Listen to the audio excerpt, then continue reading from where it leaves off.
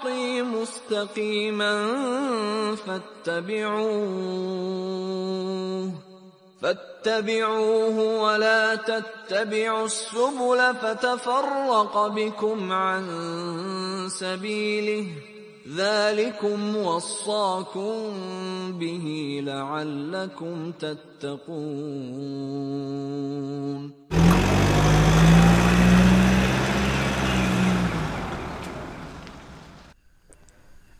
Assalamualaikum warahmatullahi wabarakatuh. Alhamdulillahirrabbilalamin. Allahumma sholli ala Muhammad wa ala ali Muhammad. Alhamdulillah, untuk video kali ini kita akan melanjutkan pembahasan tentang gerak pada bidang. Pembahasan pada kali ini kita lebih fokus ke dalam perpaduan gerak lurus. Nah, perlu diketahui bahwa pembahasan gerak lurus ini kemarin sudah dibahas tentang gerak lurus beraturan dan gerak lurus berubah beraturan. Nah, bagaimana hasil dari perpaduan dari gerak tersebut? Di awal video ini setelah Anda saksikan pembacaan ayat dalam surat Al-An'am 153, ya, di Al-An'am 153 yang berbicara tentang apa itu gerak, Shiratal Mustaqim, jalan yang lurus. Jadi yang namanya lurus ini apa? Garis lurus itu apa? Atau jalan atau garis, ya, garis atau jalan. Garis lurus ini apa? Shiratal Mustaqim. Kalau di dalam fisika itu atau dalam matematika, pembahasan yang namanya garis lurus itu apa dan bengkok itu apa? Ini terkait dengan gerak pada bidang. Jadi misalkan ini titik A, kemudian di sini titik B. Nah, ketika ingin berangkat dari A ke B, maka ada garis lurusnya, itu adalah apa? Kan ini dari A ke B, ini dia bisa melewat jalur ini, misalkan sini, ya, jalur 1. Dia bisa lewat mundur sini, terus baru sini juga boleh. Dia bisa bentuknya lurus seperti ini juga boleh. Nah, ini semuanya tidak lurus. Nah, yang lurus itu adalah ketika ini kita tarik langsung ke arah sini, ya, ini dianggap lurus nih, ya, dianggap lurus. Nah, inilah yang namanya garis lurus, Shiratal Mustaqim, tidak ada belok-beloknya, ya. Jadi lurus alias ini adalah jalan terdekat. Jadi selama kita membaca surat Al-An'am 153 atau yang sering dibaca ketika sholat, yaitu dalam Al-Fatihah ayat ke-56, ihdinas syiratal mustaqim syiratal ladzina an'amta 'alaihim ghairil maghdubi 'alaihim waladdallin. Nah, pada ayat di situ dibahas tentang tunjuklah kami jalan yang lurus, yaitu jalan apa? Jalan terdekat antara seorang hamba kepada Robnya, ya. Jadi kalau secara fisika boleh kita tafsirkan, jadi ketika kita membaca ihdinas syiratal mustaqim, tunjukilah kami ya Allah jalan yang lurus, yaitu tunjukilah kami jarak terdekat, jadi sampai jaraknya terdekat antara saya sebagai hamba kepada sang pencipta Kholik. Inilah yang namanya jalan terdekat atau garis lurus.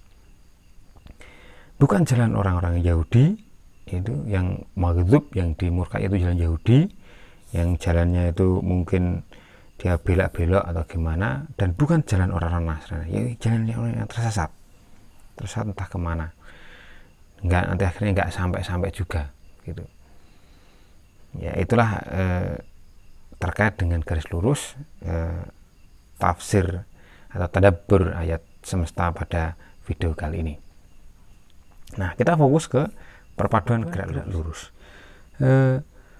Gerak lurus yang dimaksud di sini ini adalah GLB, ya. GLB ini V-nya tetap, gerak lurus berubah beraturan, dan satunya lagi adalah GLBB, yaitu V-nya berubah kecepatannya berubah, atau A-nya ini 0, kemudian kalau ini A-nya itu adalah tetap.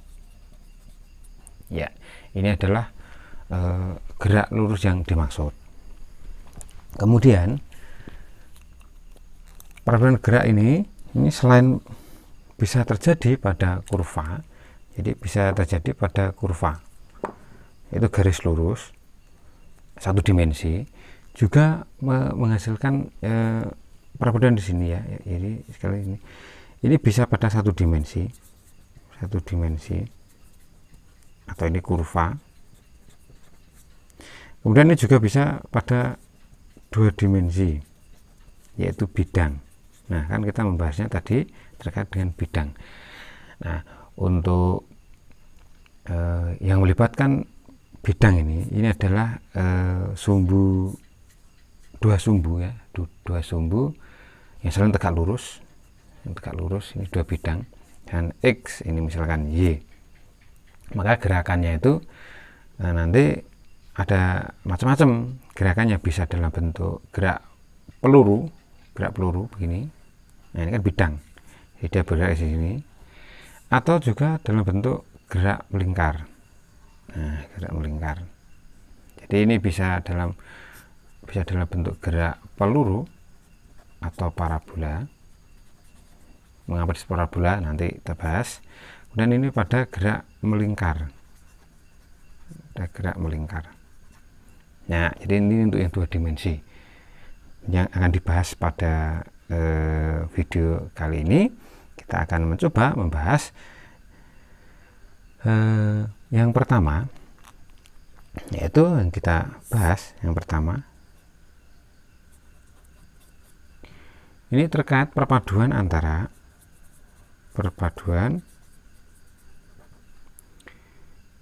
GLB dengan GLB. Nah, kita bahas ini dulu. Kita bahas ini. Perpaduan antara GLB dengan GLB ini pun terbagi macam-macam, yaitu jika searah atau berlawanan. Ya, berlawanan arah maksudnya. Jadi misalkan ini ada mainan kereta keretanan ya, ini mainan kereta keretanan. Ini misalkan sedang melaju dengan kecepatan tertentu, yaitu ini V kereta. Kemudian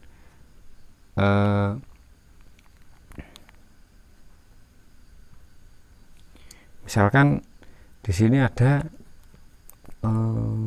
orang yang berjalan. Sini ini si A.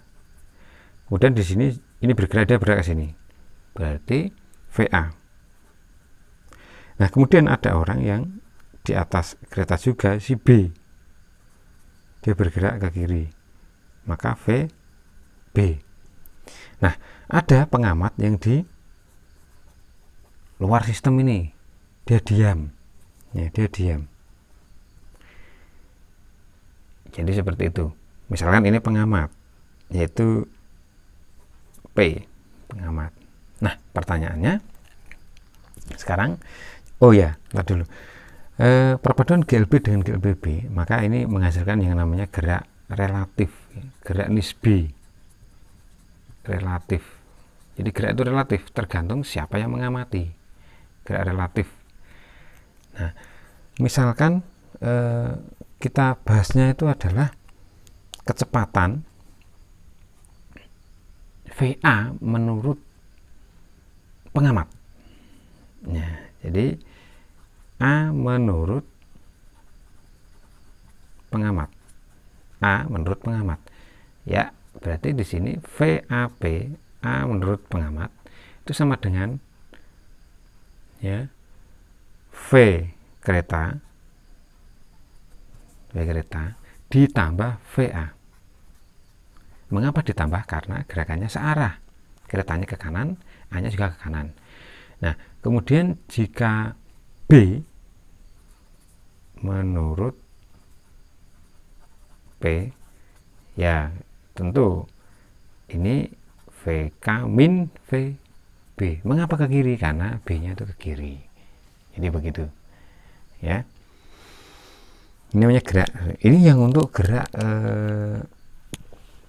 searah dan berlawanan. Jadi untuk gerakan searah dan intinya kalau searah berarti positif, kalau berlawanan itu nanti negatif.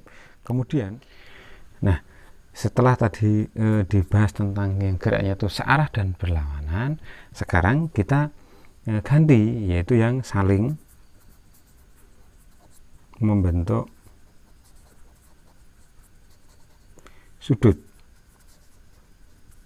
alfa misalkan. Ini bagaimana ceritanya? Misalkan ini contohnya, ini misalkan sungai ya, di sungai ada aliran air gini. Jadi misalkan ini aliran air ini v air, kecepatan aliran air. Nah misalkan Anda punya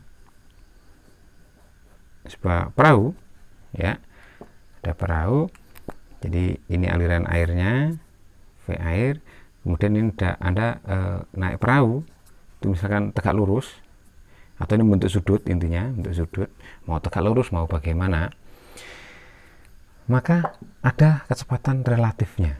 Jadi nanti akan ada kecepatan relatif miring sini ya, ini v relatif. Yang v relatif ini yang didapatkan dari VP kuadrat VA kuadrat, ini vektor ya, dua vektor kemarin, VP kali VA dengan cos alfa.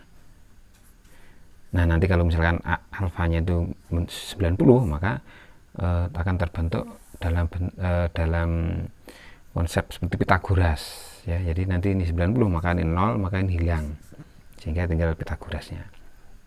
Nah itu misalnya seperti itu. Jadi nanti ini dia misalkan akan sampai di ujung sini ya, dia akan sampai ujung sini, misalkan ini startnya dia dari A, kemudian dia di B arahnya, tapi dia akan sampai di C ya, sampai di C seperti itu. Maka akan, nah kecepatannya tuh relatifnya bentuknya seperti ini, tidak dijumlah sama plus atau D, enggak. Kemudian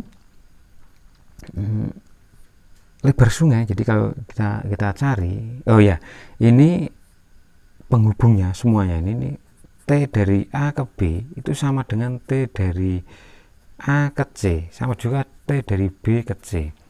Jadi waktu menyeberang sungai dengan waktu ketika terjadi pergeseran ini relatifnya dengan waktu pergeseran tempat ini waktunya sama ya, perlu diketahui konsepnya di situ. Maka jika misalkan ini kita nyari lebar sungai berarti AB ya, berarti SAB sama dengan V perahu kali T. Ini misalnya sebesar T sama. Nah bagaimana kalau nyari lintasan perahu? Lintasan perahu AC berarti ya, lintasan perahu, maka SAC sama dengan V relatif kali T. Ini GLB ya, ini sekali lagi ini GLB sama GLB. Nah bagaimana kalau pergeseran tempat tujuan, pergeseran tempatnya, yaitu dari BC, maka ini SBC sama dengan V air kali T.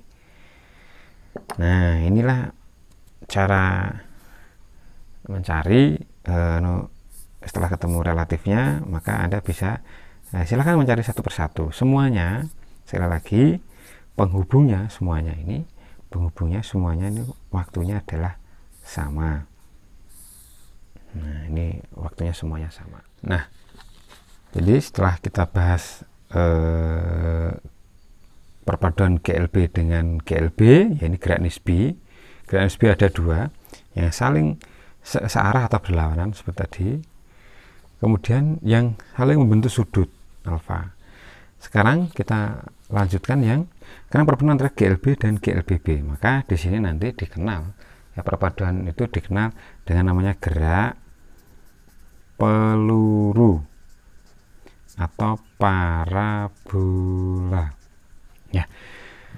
Jenisnya gerak parabola ini asumsinya adalah kita menggunakan asumsi anggapan bahwa bumi itu datar sehingga gerakannya parabola ya. Jadi anggapan bumi datar itu tidak sepenuhnya salah kalau secara fakta, akan tetapi asumsi itu juga digunakan untuk penyederhanaan atau biar mudah. Ini dengan asumsi, ya, kita tulis asumsi buminya datar. Nah, bagaimana kalau asumsi buminya itu bulat? Kalau asumsi bumi bulat, maka geraknya itu elips. Jadi kalau asumsinya gerak bumi bulat ini, ya, ini bumi bulat ini. Ketika kita lempar, mengapa ini bumi datarnya begini? Kalau buminya datar, maka ketika kita ngelempar sesuatu, dia akan bergerak parabola. Selalu seperti ini gerakannya, sejauh apapun, ya. Terus akhirnya jatuh. Ini kalau datar. Tapi kalau ini kan parabola namanya, parabola. Kalau asumsinya ini, jadi kalau datar berarti parabola. Tapi kalau asumsi bulat, bumi bulat, maka kita ngelempar di jatuh sini. Ini namanya elip. Kalau banter gini, kalau banter jatuhnya di sini. Kalau banter lagi sampai ke sini. Ya, ini asumsinya kalau bulat, maka gerakannya itu gerakan ini namanya gerak elips. Ya, biar tahu ya. Jadi kadang kita juga menggunakan asumsi bahwa bumi datar, tidak melulu salah lagi dia, tergantung asumsi yang kita pakai. Kita lanjutkan. Maka kita bahas sekarang gerak peluru. Jadi misalkan ini sumbu X, ya, sini kita sumbu Y, ya. Jadi di sini itu mendatar,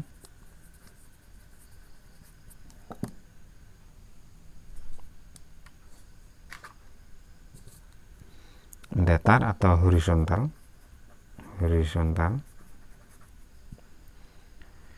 Kemudian yang di sini vertikal, ya, sini vertikal. Jadi yang ke atas itu vertikal. Jadi contoh misalnya ini bola atau meriam atau apapun, dia ditembakkan atau bola ditendang, maka lintasannya itu maka akan bentuk sebuah lintasan gini.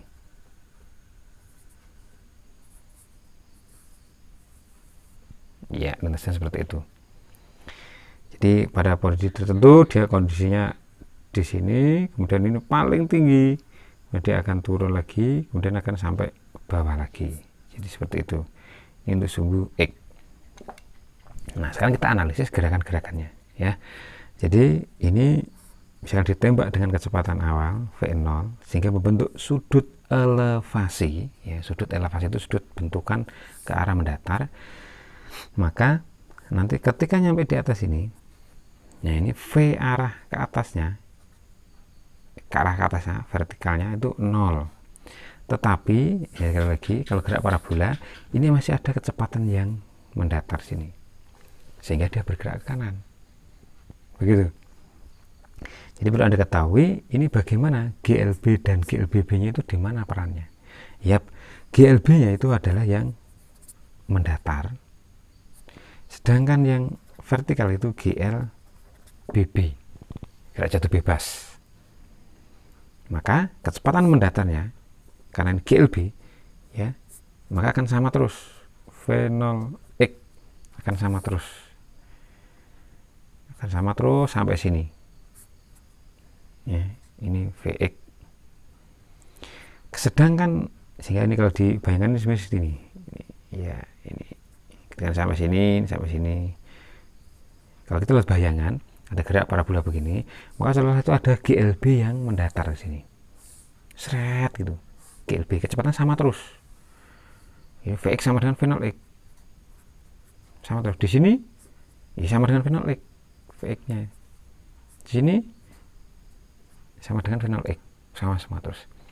Tetapi yang ke atas, nah itu beda, ya, yang ke atasnya berbeda, sehingga nanti akan menghasilkan kecepatan V di sini, VT.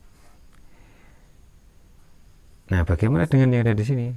Karena ke atasnya 0, yang ada hanya V. Ini sama dengan VX. Ya. Nanti di sini ada VX. Ini yang ke bawah itu berarti VY. Nah, di sini ada VY, di sini ada V. Nah, begitu kecepatannya. Kalau ini gerak jatuh bebas, sehingga dia dari kalau ini ya, setelah di sini, kalau dilihat bayangannya, maka dia akan naik setelah sampai atas. Di sini VY-nya 0, maka dia akan turun lagi. Ini kan turun. Nah, sampai ke bawah lagi. Jadi mendatarnya itu GLB, vertikalnya naik turun itu GLBB. Nah, itulah wujud dari gerak parabola. Ya. Tapi untuk video kali ini, untuk gerak parabola saya jelaskan secara singkat dulu, belum ke pembahasan lebih lanjut. Yang perlu diketahui, jadi ini arah ke atas ya, vertikal. Yang perlu diketahui,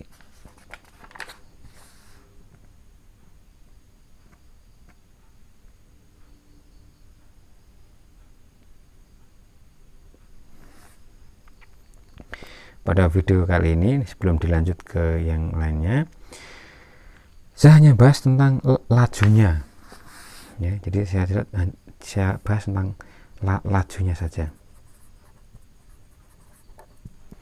Lajunya ini ada V0 X, ada V0Y ya, ini berarti V0 cos alfa, ini V0 sin alfa. Lajunya seperti itu. Nah, paduan dari semuanya ini V0. Jadi Pitagoras, V0x kuadrat, V0y kuadrat. Sedangkan untuk yang mendatarnya, yaitu yang sumbu X yang arah mendatar, ini selalu tetap. Jadi selalu tetap untuk sumbu X-nya.